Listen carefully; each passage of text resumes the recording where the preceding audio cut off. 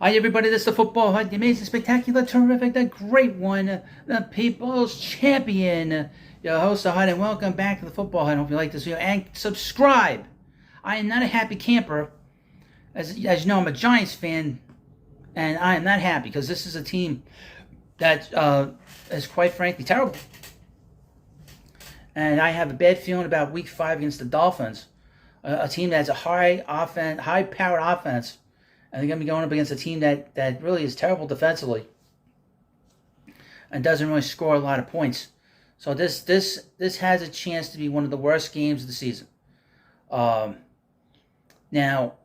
I've been trying to sort of see. I was not very optimistic about the beginning of the part of this season because I felt that this team was going to struggle, and I think a lot of people felt they were going to struggle based on the fact that this is not a very good, strong schedule. It's a very tough schedule. And that they're playing 7 games against teams on the road, top teams. Two of the first 3 games they played were against the 2 best teams in the NFC, excuse me. And they played the Cardinals, which was one of the worst teams. They won that game. This past week against the Seahawks, I thought they had a chance to win that game, and they didn't really show up for it. I mean. So I am very concerned. Then I'm going to say this right now, and based on the title of this video, I don't expect the Giants to win this week. I think they're going to get destroyed in Miami. I think that Miami's just too good, and they've shown that there is no defense that can hold them down. And particularly this defense that is terrible at tackling. They've not been able to tackle. The most important thing that you need to do, either in the offensive side or the defensive side, is to tackle. Grab the guy. Keep the guy from scoring. On the second touchdown that the Seahawks scored last week, there were these 3 or 4 different touches on the player, on the wide receiver, and they didn't stop him from scoring. I mean, that's the problem. The tackling is just pathetic.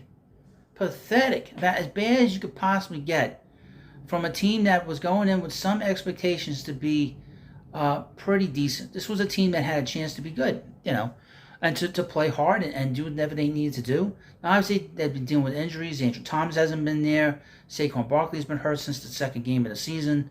But you had Daniel Jones with all that money that he's making. He should be playing much better than he has this season, based on the salary, based on last year. He was one of the best players in the NFL last year. People could have said he should have gotten some MVP votes or could have won in pop. I'm not saying it. Some people are saying I'm not saying that.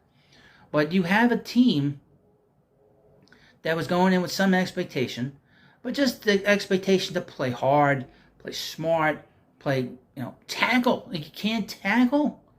And now this week we had this nonsense, this insanity from Evan Neal attacking the fans because he's getting booed. He's the 7th overall pick from last year's draft. The expectation is that he's going to play like a first-round draft pick. And obviously he apologized. We know he apologized. But still, the way his conduct has been, the sort of lackadaisical attitude of Kayvon Thibodeau is terrible. You had the sort of lack of urgency from Daniel Jones at the very top of this situation. This is not conducive to winning football. You can't win this way. With this kind of attitude, you're just not going to win. Now, obviously, we have a young coach. He's been up in places that have won. I really like him a lot, Brian Daboll. But you got to get a hold of this situation. Get this group to play hard. Last year, they played really hard. They were very impressive last year. But this year, they've been a disaster. An absolute positive disaster. And he's going to have to get a hold of this. Or they're gonna lose. I can guarantee they're gonna lose this week. They're gonna lose. I mean, I would be shocked if they even showed up for this game. So already going in to start the season, they're 1-3 now. They're probably gonna be 1-4 on Sunday, when all the dust is settled. And now we have a team that's 1-4. It's gonna be more pressure. We're getting closer to the trade deadline in a few weeks. So we're gonna see what this team does now. Joe Shane, I felt, and I think a lot of people felt that he did a good job, but now it's the execution of this group. Okay, this group has to execute the plays. They have to tackle. They have to stop making mistakes. The special teams have to get better. I thought the special teams would be much better than they've been. They've been terrible too. So this is a group that has to improve, or God, people are going to be losing jobs here. People are going to be getting kicked out of here. There might be issues where they decide to get rid of the coach. Who knows? Who knows?